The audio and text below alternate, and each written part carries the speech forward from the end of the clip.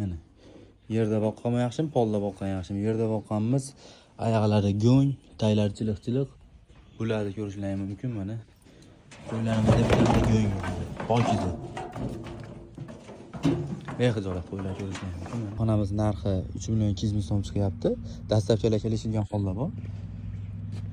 3tadan 6ta, 7tagacha to'siqni olib qo'ysa qo'yga to'radi. Nima qo'yxona olganlar, ularni ham mana nonni olgan qo'yxonalari, yig'ishtirilmagan qo'yxonalar olganlar.